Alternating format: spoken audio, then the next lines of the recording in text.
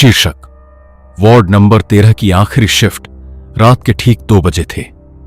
शहर के पुराने सरकारी अस्पताल की इमारत बाहर से शांत दिख रही थी, लेकिन भीतर अजीब सी बेचैनी फैली हुई थी। नर्स रिया की यह नाइट शिफ्ट थी और वह पहली बार इस अस्पताल में ड्यूटी कर रही थी। उसे पहले ही चेतावनी दी गई थी, वार्ड नंबर 13 में ज्यादा देर मत रुकना, लेकिन उसने इसे सिर्फ मजाक समझा। रिया ने अपनी फाइल उठाई और गलियारे में चलने लगी। ट्यूबलाइट बार बार झपक रही थी, जिससे दीवारों पर परछाइयां अजीब आकार ले रही थी।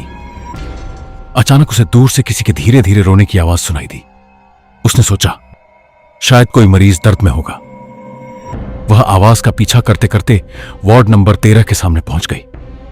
दरवाजा आधा खुला था। उसने धीरे से अंदर झांका। कमरे में सिर्फ एक ही मरीज था, एक बूढ़ा आदमी जिसके चेहरे पर ऑक्सीजन मास्क लगा था। उसकी आंखें बंद थीं, लेकिन रोने की आवाज साफ उसी की तरफ से आ रही थी। रिया ने आगे बढ़कर पूछा, आप ठीक हैं? बूढ़े आदमी ने धीरे धीरे आंखें खोली। उसकी आंखें पूरी तरह काली थीं, बिना किसी सफेद हिस्से के। रिया एक पल के लिए जम गई। तभी बूढ़ा आदमी मुस्कुराया और फुसफुसाया, तुम नई हो, तुम्हें यहां नहीं आना चाहिए था। रिया घबराकर पीछे हट गई। तभी अचानक मॉनिटर बीप बीप करते हुए बंद हो गया। उसने जल्दी से मशीन चेक की। सब ठीक था, लेकिन स्क्रीन पर कुछ भी नहीं दिख रहा था। जब उसने फिर मरीज की तरफ देखा तो बिस्तर खाली था। यह कैसे? वह बुदबुदाई। दरवाजा पीछे से अपने आप बंद हो गया। कमरे में ठंड बढ़ने लगी। रिया ने दरवाजा खोलने की कोशिश की, लेकिन हैंडल जाम था। अचानक पीछे से किसी ने उसके कंधे पर हाथ रखा। उसने मुड़कर देखा, वही बूढ़ा आदमी उसके पीछे खड़ा था। यहां हर कोई आखिरी शिफ्ट में आता है, उसने कहा। रिया चिल्लाई और किसी तरह दरवाजा खोलकर बाहर भागी। वह सीधे नर्स स्टेशन पहुंची। वहां ड्यूटी पर मौजूद सीनियर नर्स कविता बैठी थी। रिया हांफते हुए बोली, वार्ड 13 में मरीज गायब हो गया। वो कविता ने बिना आश्चर्य के कहा, तुमने उसे देख लिया? आप जानती हैं उसके बारे में? कविता ने धीरे से सिर हिलाया। 5 साल पहले उस वार्ड में आग लगी थी। एक बूढ़ा मरीज जलकर मर गया था। तब से जो भी नई नर्स उसकी शिफ्ट में जाती है, उसे वही दिखाई देता है। रिया का गला सूख गया। तो मैं बच जाऊंगी ना? कविता ने जवाब नहीं दिया। उसने बस दीवार पर लगी घड़ी की तरफ इशारा किया। 3 बजे।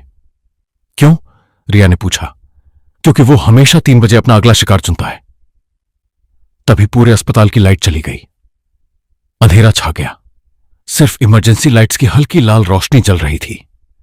रिया को लगा जैसे कोई उसके पीछे खड़ा है। उसने धीरे से मुड़कर देखा। वार्ड नंबर 13 का दरवाजा खुला था और बूढ़ा आदमी वहां खड़ा था। वह धीरे धीरे उसकी तरफ बढ़ने लगा। हर कदम के साथ फर्श पर पानी जैसा कुछ फैल रहा था, लेकिन वह पानी नहीं, खून था। रिया पीछे हटती गई। मुझे छोड़ दो, बूढ़े आदमी ने कहा। मेरी शिफ्ट खत्म नहीं हुई, कोई तो मेरे साथ रहेगा। रिया ने भागने की कोशिश की, लेकिन उसका पैर फिसल गया और वह गिर पड़ी। उसने आंखें बंद कर लीं। कुछ सेकंड बाद जब उसने आंखें खोली तो वह अकेली थी। लाइट वापस आ चुकी थी। कविता गायब थी। नर्स स्टेशन खाली था। रिया ने घबराकर चारों तरफ देखा। तभी उसे एहसास हुआ उसकी यूनिफॉर्म बदल चुकी थी।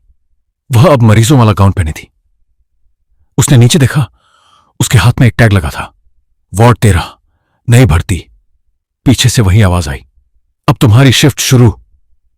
अगली सुबह डॉक्टरों ने वार्ड 13 में एक नई मरीज को देखा, रिया। वह बिस्तर पर शांत लेटी थी। उसकी आंखें पूरी तरह काली थीं। मॉनिटर सामान्य चल रहा था, लेकिन उसकी सांसें मशीन से नहीं जुड़ी थीं।